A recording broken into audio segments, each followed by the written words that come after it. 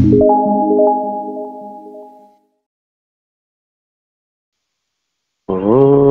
नमो भगवते श्री अरविंदाय। ओम नमो भगवते श्री अरविंदाय। ओम नमो भगवते श्री अरविंदाय। ओम नमो भगवते श्री अरविंदाय। ओम नमो भगवते श्री अरविंदाय। ओम नमो भगवते श्री अरविंदाय। ओम नमो भगवते श्री अरविंदाय। ओम नमो भगवते श्री अरविंदाय। ओम नमो भगवते श्री अरविंदाय। ओम नमो भगवते Shri अरविंदाय। Victory to the Divine Mother, Divya जननींकर जय हो। माँ, the grace is always with you.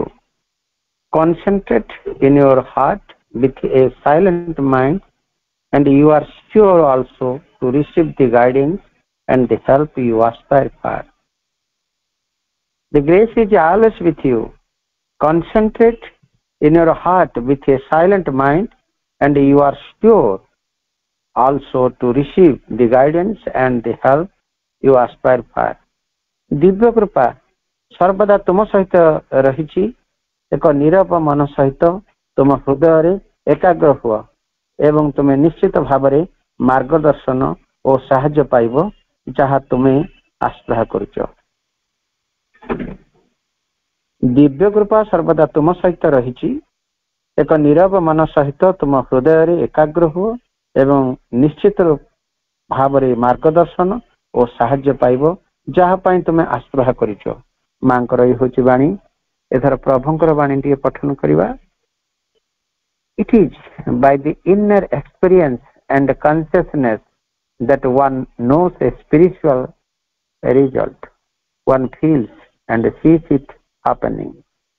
आंतर अभिज्ञता और चेतना द्वारा ही जड़े एक आध्यात्मिक परिणाम को जाने।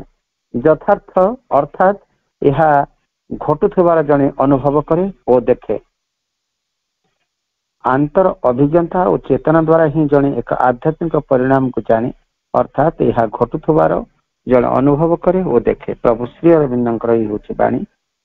प्रभु माँ वाणी गुड़िकर पठन सहित प्रभु माँ चरण कमल आम अनंत कोटि प्रणाम जन आरंभ करने को जाऊँगी।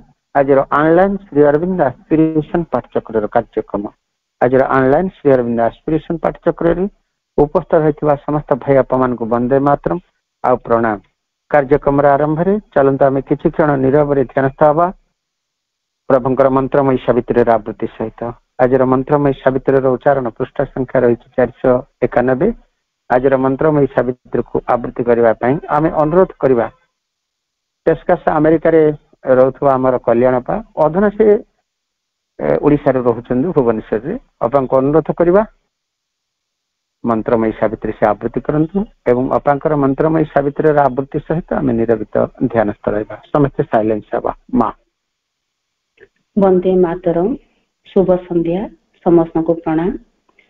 Shri Aurobindo Savitri book 7 the book of yoga canto 3 the entry into the inner countries page 491।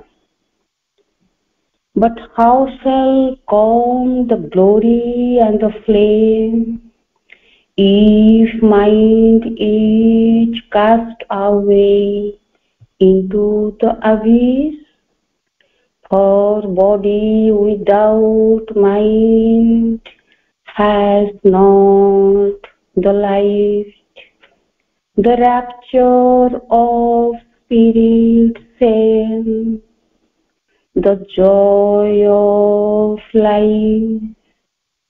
All then become subconscious, tenebrous, inconscious, puts its will on nature's space, or else a mad disorder wells the brain, posting along a rapid nature's road,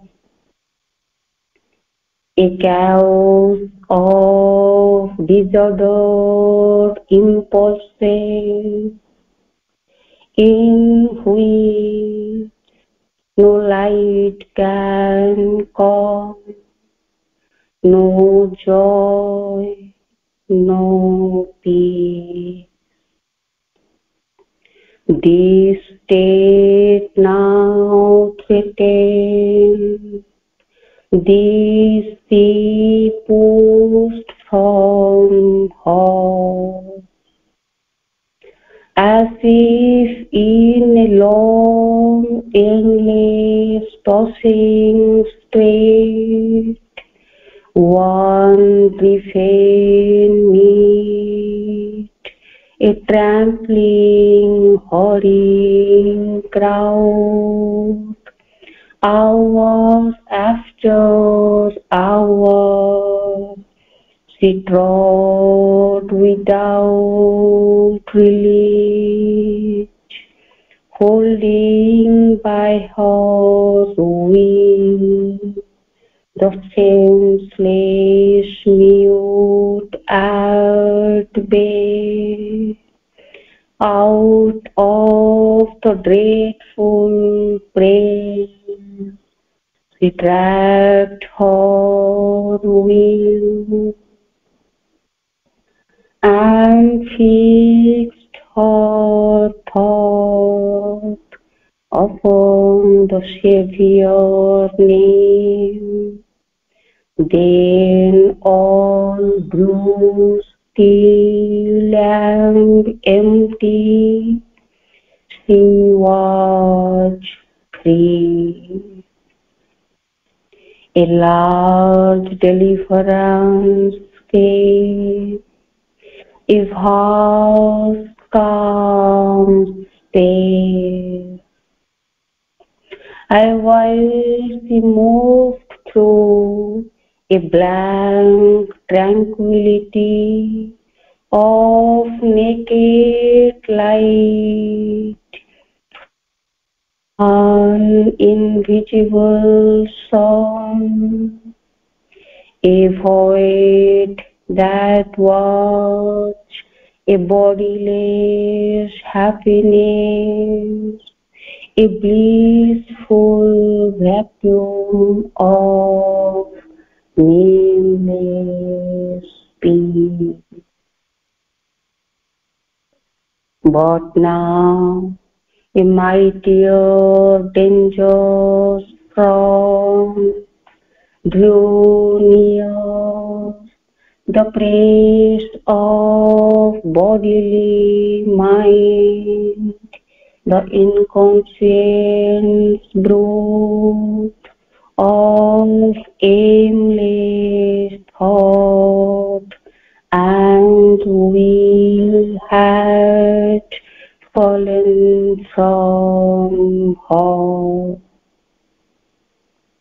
Approaching loomed a giant head of life, ungoverned by mind or soul, self-conscious, heart. We tossed all power into a single drive, It made its power a might of dangerous siege into the stillness of her silent self, into the whiteness of its mute of space, a space, a torrent of the speed of life, broke like a windlass driven mob of waves, racing on a pale floor of summer sand. It drowned its bank, a mountain of climbing waves. धन्यवाद अपा आमे केते बेले जाए प्रभुंकर स्वरचित मंत्रमय सावित्री आवृत्ति रे निजको ध्यानस्थ रखिथिले वर्तमान आज यही दिव्य कार्यक्रम रे माँ एवं प्रभु श्री चरण कमल रे भक्ति नैवेद्य अर्पण करिबा। आज भक्ति नैवेद्य अर्पण करिवे आमर कोलकाता रु अति प्रिय आमर बड़पा और लक्ष्मण अपा। आम अपा को अनुरोध करिबा से भक्ति नैवेद्य अर्पण करिवे। अपा अंधकारु आलोक आड़कु हाथ धरी नेई चाल अंधकारु आलोक आड़कु हाथ धरी नेई चाल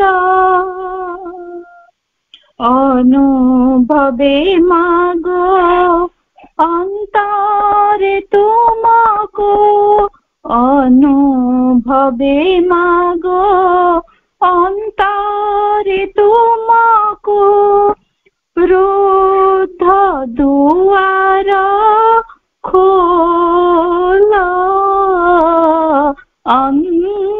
अंधकारु आलोक आड़कु हाथ धरी नेई चाल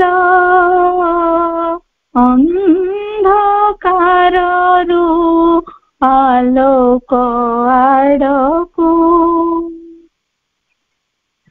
अहरह चाहि रहे माँ तुमको आस्पृहार दीप जाली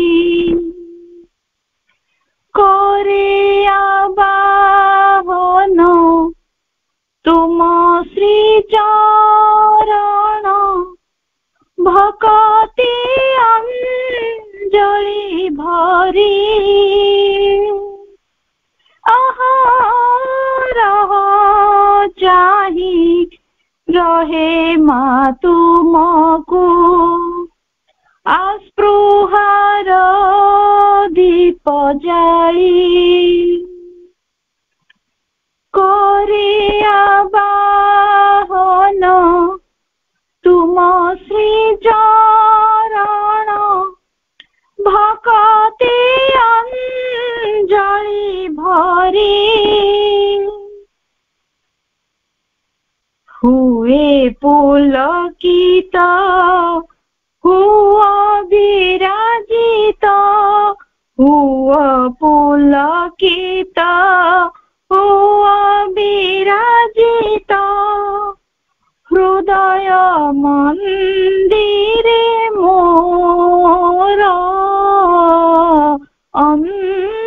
अंधकारु आलोक आड़कू हाथ धरी नहीं चालो अंधकाररू आलोक आड़कू तुम प्रति छवि थाऊ मो अंतरे मुखे सुमधुर नाम सारा जीवनटा हेउ पूजा मोर सबु हेउ तुम कर्म तुम प्रति छवि थाऊ मो अंतरे मुखे सुमधुर नाम सारा जीवनटा हेउ पूजा मोर सबु हेउ तुम कर्म तनु मन प्राण शुद्ध करी मोर तनु मन प्राण शुद्ध करी मोर जीवन पूर्ण हेरा अंधकाररू आलोक आड़कू हाथ धरी नहीं चालो अंधकाररू आलोक आड़कू आसो जेते बाधा जेते असुविधा तुमको भरोसा करी चालू थाए सदा आगको आगको आउ न चाहे मु फेरी आसो जेते बाधा जेते असुविधा तुमको भरोसा करी चालू थाए सदा आगको आगको आउ न चाहे मु फेरी जेते कंटकित हेउ चला पथ जेते कंटकित हेउ चला पथ आश्रय तुमको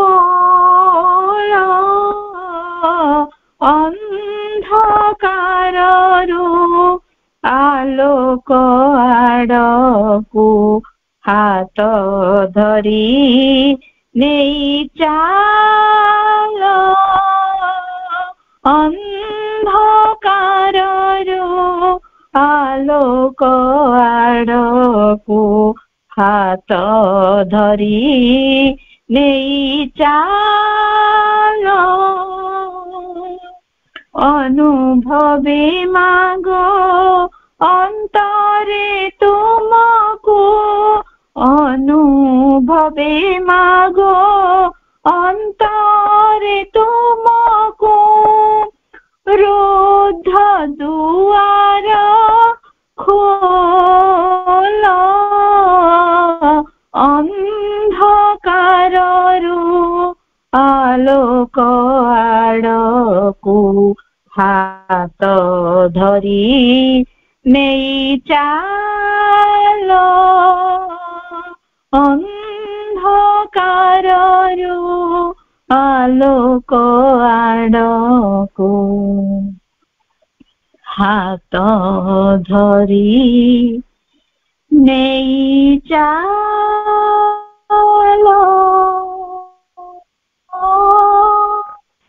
ଧନ୍ୟବାଦ ଅପା, ଅତି ସୁନ୍ଦର, ଅତି ଚମତ୍କାର, ଅତି ସରଳତାର ଭାବ ନେଇ ଏଠି ମାଙ୍କ ପାଖରେ ଆଜିର ଏହି ପ୍ରାର୍ଥନାକୁ ଅର୍ପଣ କରାଗଲା। ଅନ୍ଧକାରରୁ ଆଲୋକ ଆଡକୁ ମତେ ମୋର ହାତ ଧରି ନେଇ ନିଅ ମା, ଏଇ ଭାବନା ନେଇ ଆମେ ସବୁବେଳେ ମାଙ୍କ ପାଖରେ ପ୍ରାର୍ଥନା କରୁଛେ। ବାସ୍ତବରେ এই ପ୍ରାର୍ଥନାଟି ଅତି ଚମତ୍କାର ଥିଲା। ତାହା ସମସ୍ତଙ୍କ ହୃଦୟକୁ ନିଶ୍ଚୟ ଭାବେ ପ୍ରବେଶ କରିଥିବ। ସମସ୍ତେ ମାଙ୍କ ଆଡକୁ ନିଜକୁ ଉନ୍ମୁକ୍ତ କରିଥିବେ। ଅପାଙ୍କୁ ଅନେକ ଅନେକ ଧନ୍ୟବାଦ ତଥା ଅନେକ କୃତଜ୍ଞତା। ବାସ୍ତବରେ ଆଜି ଆମେ, ମୁଁ ମୋ କଥା କହିବି, ଆଜି ମା ଚୈତନ୍ୟଙ୍କୁ ଯଦି ଆମେ ଜାଣିଛୁ, ମୁଁ ଜାଣିଛି, ତେବେ ଆମର ପ୍ରିୟ ବଡ ଅପା ବା ଲକ୍ଷ୍ମଣ ଅପାଙ୍କ ଦ୍ଵାରା ହିଁ ମୁଁ ମା ଚୈତନ୍ୟଙ୍କୁ ଜାଣିଛି। ଅପା ଆଜି କୋଲକାତାରେ ଅଛନ୍ତି ଏବଂ ସେ ସେଇଠି ରହି ମଧ୍ୟ ଅନେକ କାର୍ଯ୍ୟରେ ମତେ ସହଯୋଗ କରି ଆସିଛନ୍ତି। ତେଣୁ ଅପାଙ୍କୁ ଅନେକ ଧନ୍ୟବାଦ ତଥା ଅନେକ କୃତଜ୍ଞତା ଏବଂ ମତେ ଏତେ ସୁନ୍ଦର ଏହି ମା ଚୈତନ୍ୟଙ୍କର ପଥ ଦେଖାଇଥିବାରୁ ମାଙ୍କ ନିକଟରେ ଅନେକ କୃତଜ୍ଞତା। ବର୍ତ୍ତମାନ ଆମେ ଆମର ସ୍ୱାଧ୍ୟାୟ ଓ ଆଲୋଚନାକୁ ଯିବା। ଆଜିର ସ୍ୱାଧ୍ୟାୟ ଓ ଆଲୋଚନାରେ ରହିଛି ପ୍ରଭୁଙ୍କର ସ୍ୱରଚିତ ଦ ସିନ୍ଥେସିସ୍ ଅଫ୍ ୟୋଗା, ଯୋଗ ସମନ୍ୱୟ, ଯାହାର ବିଷୟବସ୍ତୁ ରହିଛି the synthesis of yoga chapter 25 part 2, the higher and lower knowledge, ଉଚ୍ଚତର ଓ ନିମ୍ନତର ଜ୍ଞାନ। ଗତ ଥର ଆମର ନସିସ୍ ଆଣ୍ଡ ଆନନ୍ଦ ଏହି ବିଷୟଟି ଭାଇ ସମାପନ କରିଥିଲେ। ଆଜି ଏହି ଦ ହାୟର ଆଣ୍ଡ ଲୋୟର ନଲେଜ, ଉଚ୍ଚତର ଓ ନିମ୍ନତର ଜ୍ଞାନ ଉପରେ ଭାଇ ଆଲୋଚନା ଏବଂ ଇଣ୍ଟ୍ରୋଡକ୍ସନ ଆରମ୍ଭ କରିବେ। ମୁଁ ଭାଇଙ୍କୁ ଅନୁରୋଧ କରୁଛି ସେ ତାଙ୍କର ସ୍ୱାଧ୍ୟାୟ ଆଲୋଚନାକୁ ଆରମ୍ଭ କରିବେ। ଭାଇ। ଶ୍ରୀମାତା ଶରଣଂ ମମ, ଶ୍ରୀ ଅରବିନ୍ଦ ଶରଣଂ ମମ। ଅନଲାଇନ ଶ୍ରୀ ଅରବିନ୍ଦ ଏକ୍ସପ୍ରେସନ ପାଠଚକ୍ରରେ ଆଜିର ଦିବ୍ୟ ସନ୍ଧ୍ୟାରେ ଯୋଗଦାନ କରିଥିବା ସମସ୍ତ ମାତୃଭୂମି ଭାଇ ବାପାଙ୍କୁ ସାଦର ସପ୍ତମ ନମସ୍କାର ସହ ପୁନଃ ସ୍ୱାଗତ କରୁଛି। ସମସ୍ତଙ୍କ ତରଫରୁ ମାଙ୍କ ପାଖରେ ବିନମ୍ର କୃତଜ୍ଞତା ନିବେଦନ କରୁଛି। ଆଜି ପ୍ରଭୁଙ୍କର ଦିବ୍ୟ ମହାଗ୍ରନ୍ଥ ଯୋଗ ସମନ୍ୱୟର ଅଧ୍ୟୟନ କ୍ରମରେ ଆମେ ପଞ୍ଚବିଂଶ ଅଧ୍ୟାୟ ଦ୍ୱିତୀୟ ଭାଗ ପୂର୍ଣ୍ଣ ଜ୍ଞାନ ଯୋଗର ପଞ୍ଚବିଂଶ ଅଧ୍ୟାୟ ଆରମ୍ଭ କରିବା। ତା ପୂର୍ବରୁ ଆମେ এই ଦ୍ୱିତୀୟ ଭାଗର 24ଟି ଅଧ୍ୟାୟ ଅଧ୍ୟୟନ କରିସାରିଛନ୍ତି। ଗତ ଅଧିବେଶନରେ ଆମେ ଚତୁର୍ବିଂଶ ଅଧ୍ୟାୟ ବିଜ୍ଞାନ ଓ ଆନନ୍ଦ ଏହାର ସାରାଂଶ କଥନ ଏବଂ ଉପସଂହାର କଲେ। ତେଣୁ ଆଜି ପଞ୍ଚବିଂଶ ଅଧ୍ୟାୟରୁ ଆମର ଆଲୋଚନା ଆରମ୍ଭ ହେବ। ଏହାର ଉପକ୍ରମ ସହିତ ଆମେ କିଛି ଅଧ୍ୟୟନ ମଧ୍ୟ କରିବା। ପୃଷ୍ଠା ସଂଖ୍ୟା ରହିଛି ଇଂରାଜୀ ବହିର 511, 511, chapter 25, the higher and the lower knowledge, ଉଚ୍ଚତର ଓ ନିମ୍ନତର ଜ୍ଞାନ।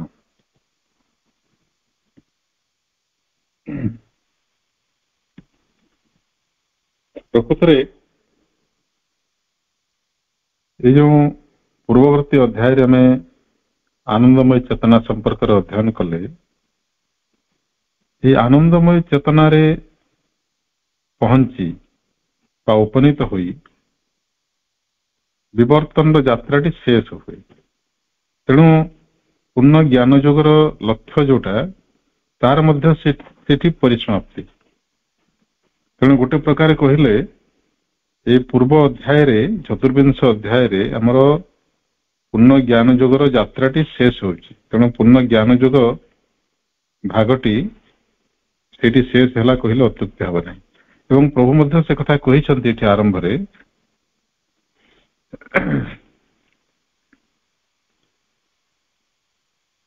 we have now completed our view of the path of knowledge and seen to what it leads. ପୂର୍ଣ୍ଣ ଜ୍ଞାନ ଯୋଗର ପଥଟି ବା ଜ୍ଞାନ ମାର୍ଗଟି ସେଇଠି ଶେଷ ହେଉଛି, ତାର ଅନ୍ତିମ ପରିଣତି ସେଇଟା। ତେଣୁ ତାପରେ ସବୁ ଯାହା କହୁଛନ୍ତି ପ୍ରଭୁ, ଏଇଟା ସେଇ ପୂର୍ଣ୍ଣ ଜ୍ଞାନ ଯୋଗର ବିଭିନ୍ନ ଦିଗ, ବିଭିନ୍ନ ଆସ୍ପେକ୍ଟ। ଆଉ ତାପରେ ଆଉ 3ଟି ଅଧ୍ୟାୟ ଅଛି।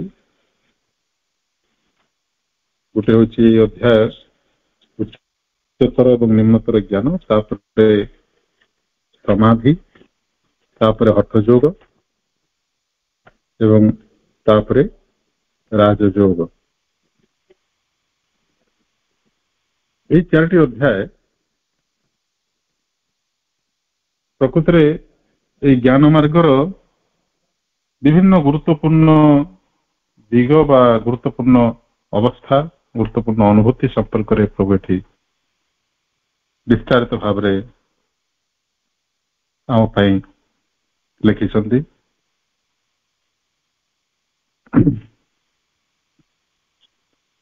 ଉଚ୍ଚତର ଏବଂ ନିମ୍ନତର ଜ୍ଞାନ, এই ଅଧ୍ୟାୟରେ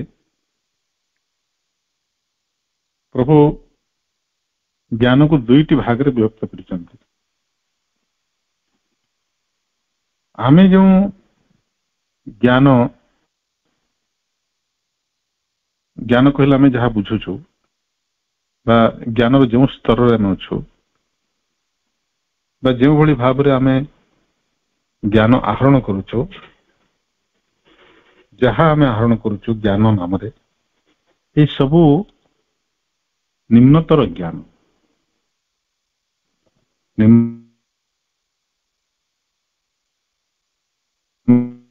ନିମ୍ନତର ଚେତନାର ଜ୍ଞାନ, ଅର୍ଥ ଜ୍ଞାନ ବା ସତ୍ୟ ଜ୍ଞାନର କୌଣସି ସମ୍ପର୍କ ନାହିଁ।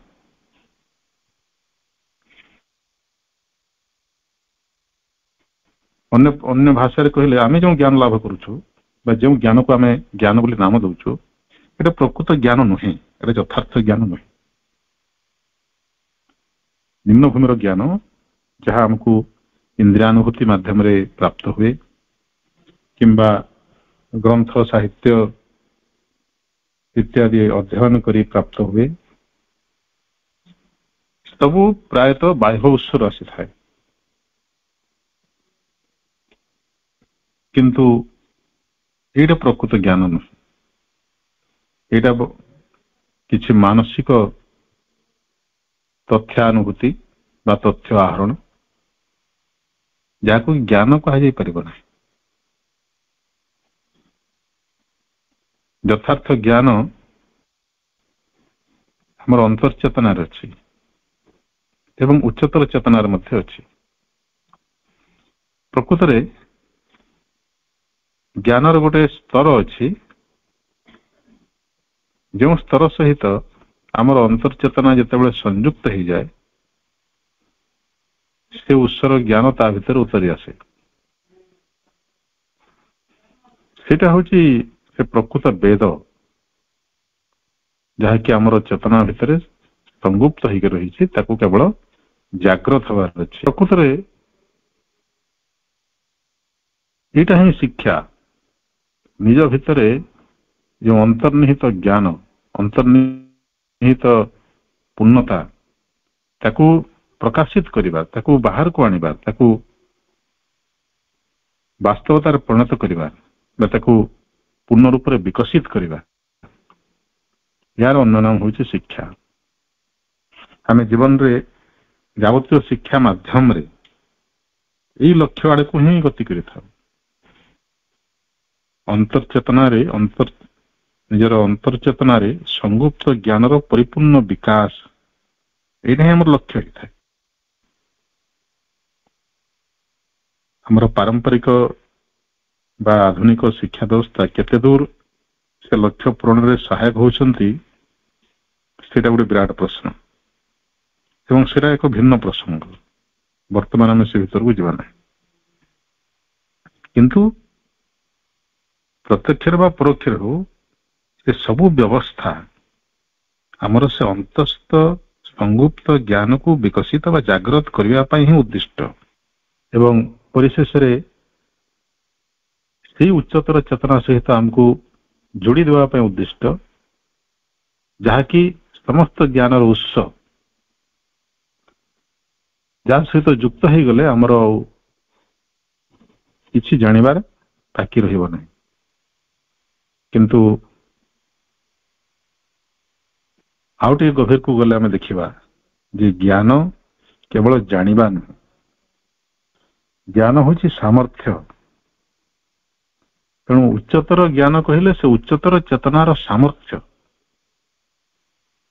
तेणु भगवत ज्ञान बा डिवाइन नॉलेज कहले से divine power the divine ability अर्थात जितेबले भगवानंकर बा परमात्मांकर समस्त विभाव समस्त ऐश्वर्य समस्त गुण समस्त धर्म जितेबले व्यक्तिगत चेतना भितर प्रकाशित हब से दिव्य हो भगवान हो सेतेबेले कह से ज्ञान लाभ कला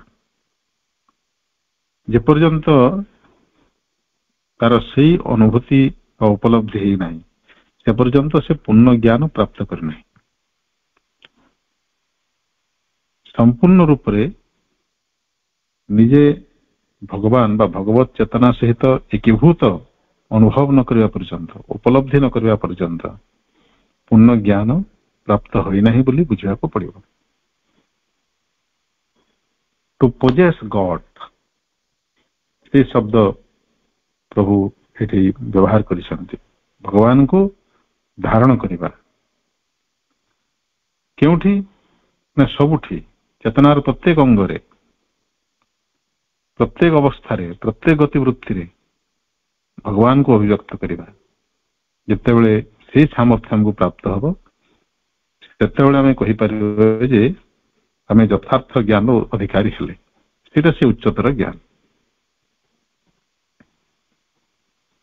तापर आम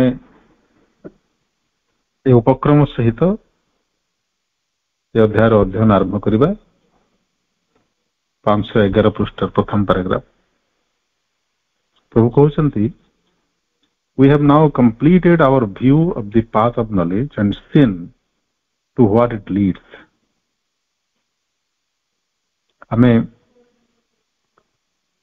ज्ञान मार्गर आलोचना को पूर्ण कले एवं यह हमको क्यों लक्ष्य आड़ को नहीं जाए क्यों उपलब्धि आड़ को बाट देखाए ता मध्य जानले first the end of yoga of knowledge is God possession प्रथमतः ज्ञान मार्गर लक्ष्य होची बा उद्देश्य होची भगवान को धारण करवा बा निजे भगवान होई जिवा it is to possess God and be possessed by him through consciousness भगवान को धारण करवा बा भगवान को द्वारा अधिकृत हो जिवा मोटा मोटी भाव रे निजे भगवान होई उठिबा केमिति थ्रू कॉन्शियसनेस चेतना मध्य दे थ्रू आइडेंटिफिकेशन एकात्मतार माध्यम मध्य दे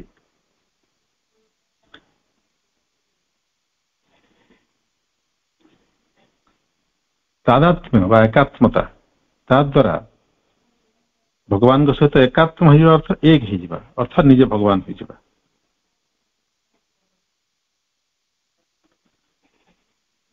through reflection of the divine reality Divya वास्तवतार प्रतिफलन द्वारा अर्थात निजर समस्त आचरण रे ଭଗବାନ ପ୍ରକାଶିତ ହେବେ, ଆମେ ତାଙ୍କୁ ପ୍ରତ୍ୟେକ ମୁହୂର୍ତ୍ତରେ ତାଙ୍କୁ ହିଁ ପ୍ରତିଫଳିତ କରିବା।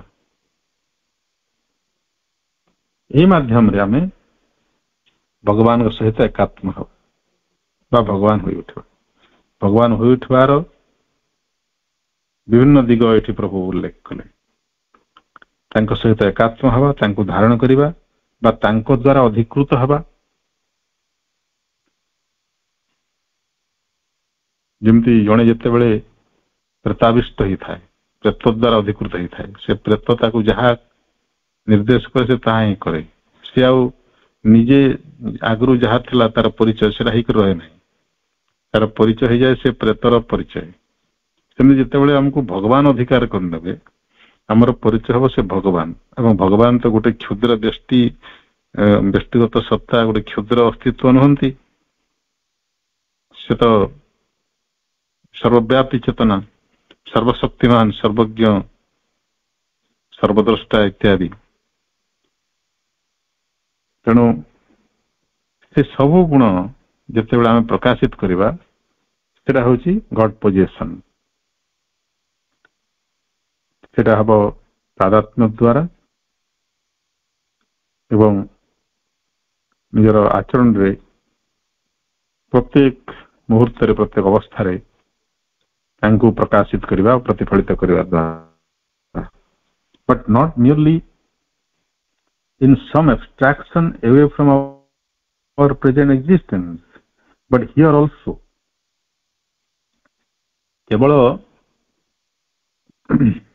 ଆମର ବର୍ତ୍ତମାନ ଅସ୍ତିତ୍ୱ ଠାରୁ ଦୂରକୁ ପଳେଇ ଯାଇ କୌଣସି ବସ୍ତୁ ବିଚ୍ଛିନ୍ନ ବାୟବୀୟତା ମଧ୍ୟରେ ନୁହେଁ, ମାନେ ଆବଷ୍ଟ୍ରାକ୍ଟ ପୋଜିସନ କୁ କହୁନାହାନ୍ତି। ମାନେ ଆପଣମାନେ ବୁଝିପାରୁଥିବେ ପ୍ରଭୁଙ୍କର ବକ୍ତବ୍ୟ। ଚେତନାର ଗୋଟେ ଭିନ୍ନ ଅବସ୍ଥାରେ, ଯେମିତି ସମାଧିସ୍ଥ ଅବସ୍ଥାରେ କିମ୍ବା ଚେତନାର ଉଚ୍ଚ ସ୍ତରରେ, ଚୈତ୍ୟ ସ୍ତରରେ ବା ମନୋମୟ ସତ୍ତାର ଉଚ୍ଚତମ ସ୍ତରରେ ସେଠି ଭଗବାନଙ୍କୁ ଅନୁଭବ କରିଦେବା, କିମ୍ବା ହୃଦୟ ଭିତରେ ଯେଉଁ ଅଙ୍ଗୁଷ୍ଠ ପ୍ରମାଣ, ଯେଉଁ ଈଶ୍ୱରୀୟ ସତ୍ତାଟି ଆମର ରହିଛି, ଆତ୍ମନ୍, ଆତ୍ମଜ୍ୟୋତି, ତାକୁ ଅବଲୋକନ କରିବା। ଏମିତି ଭାବରେ ତାଙ୍କର ସ୍ପର୍ଶ ଲାଭ କଲେ ବା ପରିଚୟ ପାଇଗଲେ, ଦର୍ଶନ ପାଇଗଲେ ଯେ ଆମେ ଭଗବାନଙ୍କୁ ଧାରଣ କରିଦେଲେ, ତା ନୁହେଁ।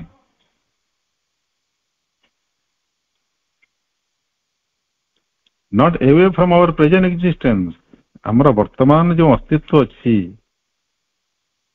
ତାଠୁ ଦୂରକୁ ପଳେଇ ଯାଇକରି ଈଶ୍ୱରାନୁଭୂତି ବା ଈଶ୍ୱର ଦର୍ଶନ ଲାଭ କଲେ ତାକୁ ଆମର ଲକ୍ଷ୍ୟ ପ୍ରାପ୍ତି କୁହାଯିବ ନାହିଁ। That is not god position.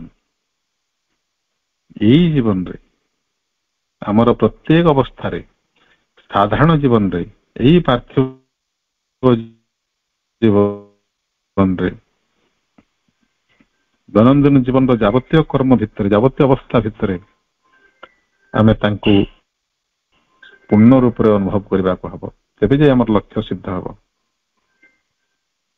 Therefore, to possess the divine in himself, the divine in the world, the divine within, the divine in all things and all beings.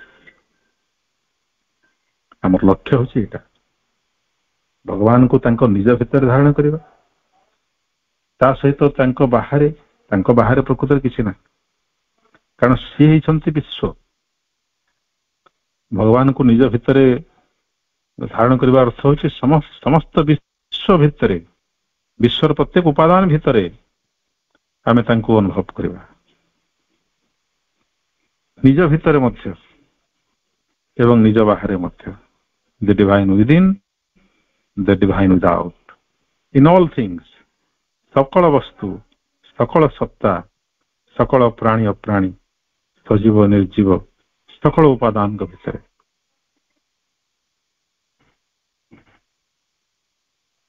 It is to possess oneness with God, and through that to possess also oneness with the universal. ଭଗବାନଙ୍କ ସହିତ ଆମକୁ ଏକାତ୍ମତାର ଅନୁଭବ କରିବାକୁ ଅଛି।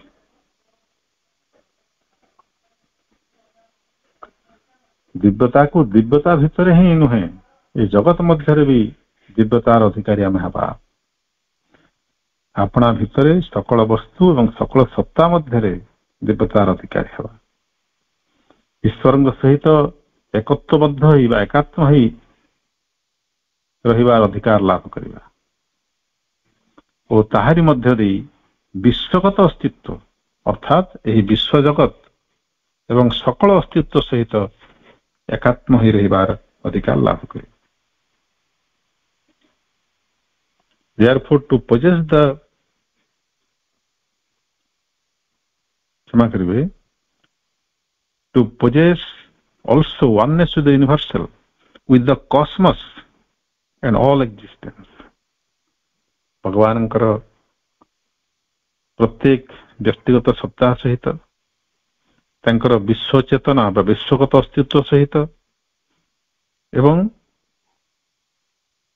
with the cosmos ଏ ସମଗ୍ର ବ୍ରହ୍ମାଣ୍ଡ ସହିତ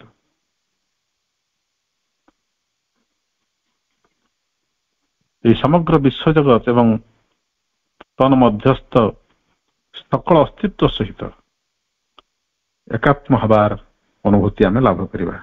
ସେଇଟା ହେଉଛି ଗଡ୍ ପୋଜିସନ ବା ଭଗବାନଙ୍କୁ ଧାରଣ କରିବାର ଅର୍ଥ। Therefore, to possess the infinite diversity also in the oneness, but on the basis of oneness and not on the basis of division. ଭଗବାନଙ୍କ ସହିତ ଏକତ୍ୱବଦ୍ଧ ହୋଇ ବା ଏକାତ୍ମ ହୋଇ ରହିବାର ଅର୍ଥଟି କଣ ପ୍ରଭୁ ଆମକୁ ବୁଝାଇ ଦେଉଛନ୍ତି। এই ଜଗତର ଅନ୍ତହୀନ ବୈଚିତ୍ର୍ୟକୁ ସେଇ ଏକତ୍ୱ ମଧ୍ୟରେ ଧାରଣ କରିବା।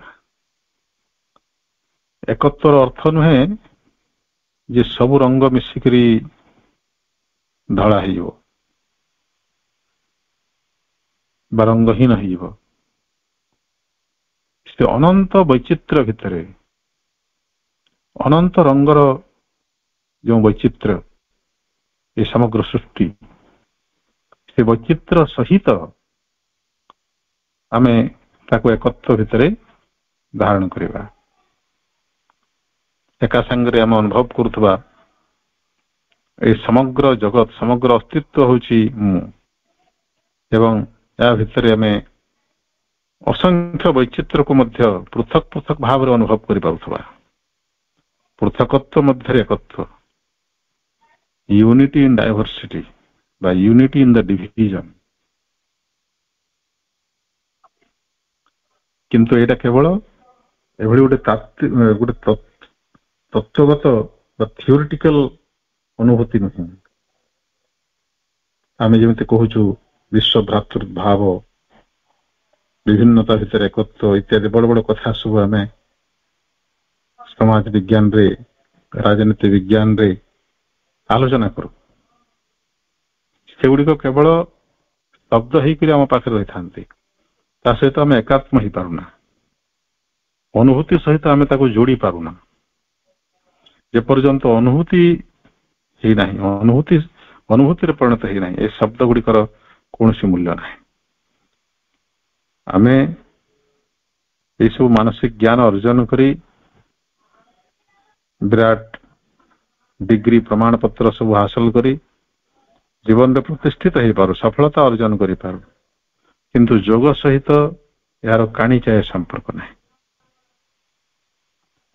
ଆତ୍ମ ପ୍ରତାରଣାର ଜୀବନ ଆମେ ଯେଉଁ ଆଜି ଯାଏ ବଞ୍ଚି ଆସୁଛନ୍ତି, ଯଦି ଏଇଠି ମଧ୍ୟ ସେଇଟା କରିବା ତାହେଲେ କିଛି ନାହିଁ, କେବଳ ନିଜର ସାଧନାକୁ ଦୁର୍ବଳ କରିବା, ନିଜର ଲକ୍ଷ୍ୟ ପ୍ରାପ୍ତିକୁ ବିଳମ୍ବିତ କରିବା ଏବଂ ଆତ୍ମ ପ୍ରତାରଣାର ଆଉ କିଛି ଜନ୍ମ, କିଛି ସହସ୍ର ବର୍ଷ ଆମର ବିତିଯିବ। ଭଗବାନ ଅପେକ୍ଷା କରି ରହିଥିବେ, ତାଙ୍କର ଧୈର୍ଯ୍ୟ ଅନନ୍ତ, ସେ ତ ମହାକାଳ, ତାଙ୍କ ପାଇଁ କେତେ ସହସ୍ର ବର୍ଷର ସମୟର ଅବଧି କଣ ବା ମାନେ ରଖୁଛି। କେବଳ ଆମର ଯାତ୍ରା, ଆମର ଲକ୍ଷ୍ୟ ପ୍ରାପ୍ତି ବିଳମ୍ବ ହେବ।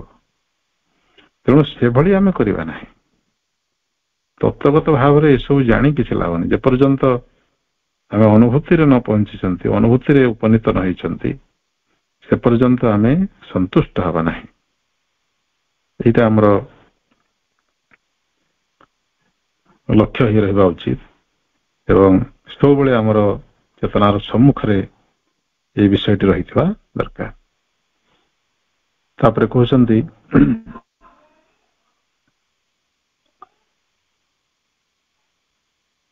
oneness on the basis of oneness, to possess the infinite diversity also in the oneness, but on the basis of oneness, not on the basis of division. एकत्वर आधार रे हमको विभिन्नता भितर एकत्व अनुभव करबार अछि, विभाजन रो आधार रे नहीं। अर्थात सबु विविधता भितर एकत्वर अनुभव एटा हमर ध्येय हो, कारण एक ही ब्रह्म असंख्य रूप रे प्रकाशित होइछन्ति। एटा हम अनुभव करि परथवा ब्रह्म एक, से आत्मचेतनाटी एक, से समुद्रटा एक, ता उपरे सृष्टि होतवा ढेउ असंख्य, प्रत्येक ढेउर जो क्षण अस्तित्व, मुहूर्तकर जो अस्तित्व, सेटा होछि हमर जीवन काल। एभली भाव रे आमे अनुभव करिबा, आमे अनुभव करिबा जे आमे असल स्वरूप रे होछु से समुद्र, अनंत सागर। तेणु एकत्वर आधार रे आमे भगवान को धारण करिबा, अलग अलग भाव रे नहीं, पृथक भाव रे नहीं। It is to possess God in his personality and his impersonality. भगवान को उभय तांकर व्यक्तिगतता एवं निर्व्यक्तिकता भितरे धारण करिबा, अर्थात व्यक्तिगत सत्ता भाव रे मध्य भगवान को अनुभव करिबा। प्रत्येक दृष्टि रूप रे से प्रकाशित होइछन्ति एवं समष्टि रूप रे मध्य, एवं निर्व्यक्तिकता जे व्यक्त है नहीं, से निर्व्यक्तिक इम्पर्सनालिटी। जेतेबेले से गुण ग्रहण करूछन्ति, गुण धारण करूछन्ति, से व्यक्त होछन्ति, से होछन्ति गोटे व्यक्तित्व। जे व्यक्त होइछन्ति से व्यक्तित्व, जे व्यक्त हेइ नाहन्ति, अव्यक्त अनाकार ब्रह्म होइछन्ति, से इम्पर्सनल गॉड। तांको सेई एस्पेक्ट मध्य, इम्पर्सनल एस्पेक्ट रे, निर्व्यक्तिकता भितर अप्रकाश्य अवस्था मध्य तांको आमे अनुभव करिबा। से अवस्था सहित मध्य एकात्म हवा पड़िबो, ताहले जाई करी ए उपलब्धिटा संपूर्ण हो। कारण भगवान तो मूलरू एमती व्यक्तिगतता भितरे, व्यक्तिगतता भितरे प्रकाशित ही नथिले। सेतेबेले प्रकाशित हेले तापरे जगत सृष्टि हला, ये तो प्रकाशित करिवार संकल्प कले से जगत सृष्टि हला। किंतु ता पूर्वरु जो अवस्था थला इम्पर्सनालिटी बा impersonal God, impersonal divine, unmanifested divine, से अवस्था सहित मध्य हमको एकात्म हो पड़िबो, से अवस्था को धारण करिबो पड़िबो, से अवस्था प्राप्त करिबो पड़िबो।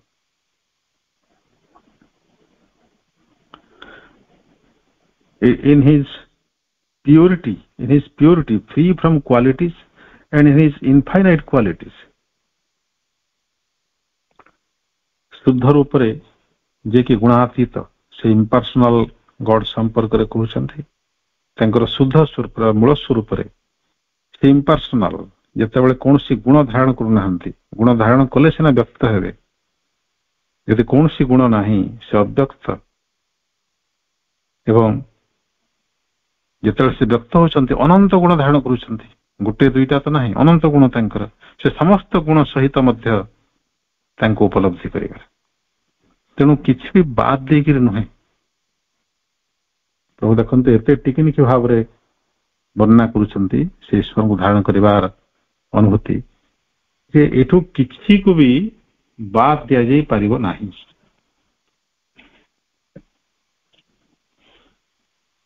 In time and beyond time, ଦେଖନ୍ତୁ କାଳ କାଳ ସେତେବେଳେ ସୃଷ୍ଟି ହେଲା ଯେତେବେଳେ ଦିବ୍ୟ ସଂକଳ୍ପ ଏବଂ ତାର କାର୍ଯ୍ୟକାରିତା ଭିତରେ ଗୋଟେ ବ୍ୟବଧାନ ସୃଷ୍ଟି ହେଲା ଉଚ୍ଚତର ଚେତନାରେ। ସେଥିପାଇଁ ତ ଆମର ପରାପ୍ରକୃତି ଅପରାପ୍ରକୃତି ଦୁଇଟି କାହିଁ କୁହାଯାଇଛି। ଚେତନାର ପରାର୍ଦ୍ଧରେ ବା ଉଚ୍ଚତର ଗୋଳାର୍ଦ୍ଧରେ ସେଠି ଭଗବାନଙ୍କର ସଂକଳ୍ପ ତତ୍କ୍ଷଣାତ୍ ବାସ୍ତବରେ ପରିଣତ ହୁଏ। ସେଥିରେ ସମୟ ବ୍ୟବଧାନ ନାହିଁ, ତେଣୁ ସେଠି ସମୟ ନାହିଁ। ଯାହା ସେ ସଂକଳ୍ପ କଲେ ପରମ ପୁରୁଷ ବିଶ୍ୱ ପ୍ରକୃତି ତାକୁ ସାଙ୍ଗେ ସାଙ୍ଗେ ରୂପ ଦେଇଦେଲା, ବ୍ୟକ୍ତ କରିଦେଲା। ତେଣୁ ସେଠି ସମୟ ନାହିଁ। ଯୋଉଠି ସଂକଳ୍ପ ଏବଂ ତାର କାର୍ଯ୍ୟକର୍ତ୍ତା ଭିତରେ ଟିକେ ସମୟ ରହୁଛି, ଯେପରିକି ଅଧିମାନସ ସ୍ତରରେ ମଧ୍ୟ ଯାହାକି ଅପରା ପ୍ରକୃତିର ଉଚ୍ଚତମ ଅଂଶ, ଉଚ୍ଚତମ ସୋପାନ, ସେଠି ମଧ୍ୟ କିଛି ସମୟ ଲାଗୁଛି। ଆଉ ନିମ୍ନ ସ୍ତରକୁ ଯେତିକି ଆମେ ଓହ୍ଲେଇବା ସେଠି ସମୟର ବ୍ୟବଧାନ ସେତିକି ବଢି ବଢି ଯାଉଛି। ମଣିଷ କ୍ଷେତ୍ରରେ ଗୋଟେ ସଂକଳ୍ପକୁ କାର୍ଯ୍ୟ କରିବା ପାଇଁ କିଛି ଘଣ୍ଟା, କିଛି ମିନିଟ, କିଛି ବର୍ଷ, କିଛି ମାସ, କିଛି ଶତାବ୍ଦୀ ବି ଲାଗିଯାଉଛି। ଇତର ପ୍ରାଣୀମାନଙ୍କ କ୍ଷେତ୍ରରେ ଆହୁରି ବେଶୀ। ଜଳ ସ୍ତରକୁ ଯଦି ଆସିଯିବା, ଗୋଟେ ପଥରଟିଏ ଭାଙ୍ଗି ରୁଜି କରି ମାଟିରେ ପରିଣତ ହେବା ପାଇଁ ଲକ୍ଷ ଲକ୍ଷ ବର୍ଷ ଲାଗିଯାଉଛି, ହଜାର ହଜାର ବର୍ଷ ଲାଗିଯାଉଛି। ସେ ମାଟିଟା ପୁଣି ପାଣିରେ ପରିଣତ ହେବା ପାଇଁ ଆହୁରି କେତେ ନିୟୁତ ବର୍ଷ। ତେଣୁ ଏଠି ବିବର୍ତ୍ତନର ଧାରଟା ଏତେ ମନ୍ଥର ନିମ୍ନ ସ୍ତରରେ। ତେଣୁ ଏଠି କାଳ ସୃଷ୍ଟି ହେଇଛି। ଭଗବାନ ଏଠି କାଳାଧୀନ ହେଇକି ରହିଛନ୍ତି, କିନ୍ତୁ ଉଚ୍ଚତର ଚେତନାରେ ସେ କାଳାତୀତ। ତାଙ୍କୁ ଉଭୟ ଏସ୍ପେକ୍ଟରେ, କାଳାଧୀନ ଏବଂ କାଳାତୀତ ଉଭୟ ଦିଗରେ, ଉଭୟ ଅବସ୍ଥାରେ ଆମକୁ ଅନୁଭବ କରିବାକୁ ପଡିବ। In his action and in his silence, ତାଙ୍କର କ୍ରିୟାଶୀଳତା ଭିତରେ, ନିରବତା ଭିତରେ ବା କ୍ରିୟାହୀନତା ଭିତରେ। କ୍ରିୟାହୀନତା କହିଲେ ଯେକୌଣସି ବସ୍ତୁ ଯାହା ବ୍ୟକ୍ତ ହେଇଛି ବା ପ୍ରକାଶିତ ହେଇଛି, ଯାହାର ଅସ୍ତିତ୍ୱ ଅଛି, ସେ କିଛି ନା କିଛି କ୍ରିୟା କରୁଛି। ଗୋଟେ ପଥରଟେ ପଡିଛି, ଆମେ ଭାବନ୍ତୁନି ଯେ ସେ କିଛି କ୍ରିୟା କରୁନି, ତା ଭିତରେ ଇଲେକ୍ଟ୍ରନ ପ୍ରୋଟନ ଗୁଡା ଗତି କରୁଛନ୍ତି, ସେ ମଧ୍ୟ କ୍ରିୟା କରୁଛି। ତେଣୁ ସମ୍ପୂର୍ଣ୍ଣ କ୍ରିୟାହୀନତା ହଉଛି ସେ ସାଇଲେନ୍ସ, ନିଷ୍କ୍ରିୟ ଅବସ୍ଥା। ନିଷ୍କ୍ରିୟ କହିଲେ ବି ଠିକ ହଉନାହିଁ। ଗୋଟେ ବସ୍ତୁ ଅଛି କିନ୍ତୁ ନିଷ୍କ୍ରିୟ, ସେମିତି ଅର୍ଥ ହଉଛି। ନିଷ୍କ୍ରିୟ କହିଲେ ଅପ୍ରକାଶିତ ଅବସ୍ଥା, କାରଣ ପ୍ରକାଶିତ ହେଲେ ମାନେ ସେ କିଛି ନା କିଛି କ୍ରିୟା କରିବେ। ସେ ଅପ୍ରକାଶିତ ଅବସ୍ଥାଟା ହଉଛି ସାଇଲେନ୍ସ, ନିରବ ବ୍ରହ୍ମ। ଉଭୟଙ୍କୁ ଅନୁଭବ କରିବା, ସକ୍ରିୟ ଏବଂ ନିରବ ବ୍ରହ୍ମ। In the finite and in the infinite, ସସୀମ ଏବଂ ଅସୀମ ଉଭୟ ଅବସ୍ଥାରେ। It is to possess him, it is to possess him not only in the pure self but in all self, not only in self but in nature। କେବଳ ଶୁଦ୍ଧ ଆତ୍ମଚେତନାରେ ନୁହେଁ, ବରଂ ସକଳ ଆତ୍ମା ଭିତରେ, ସକଳ ବ୍ୟକ୍ତିଗତ ସତ୍ତା ଭିତରେ ତାଙ୍କୁ ଅନୁଭବ କରିବାର ଅଛି, ତାଙ୍କୁ ଧାରଣ କରିବାର ଅଛି। କେବଳ ଆତ୍ମାରେ ନୁହେଁ, ପ୍ରକୃତିରେ ମଧ୍ୟ। ଆତ୍ମା ବା ଚେତନାର ଯେଉଁ ପୁରୁଷ ଅଂଶ, ଆତ୍ମପୁରୁଷଙ୍କ କ୍ଷେତ୍ରରେ ଯେମିତି ଅନ୍ନମୟ ସ୍ତରରେ ଅନ୍ନମୟ ପୁରୁଷ, ପ୍ରାଣ ସ୍ତରରେ ପ୍ରାଣମୟ ପୁରୁଷ, ମନ ସ୍ତରରେ ମନମୟ ପୁରୁଷ। ପୁରୁଷଙ୍କ ସ୍ତରରେ ତାଙ୍କୁ ଅନୁଭବ କରିବାଟା ସହଜ, କାରଣ ସେଠାରେ ସେ କେବଳ ଏକ ଦ୍ରଷ୍ଟା,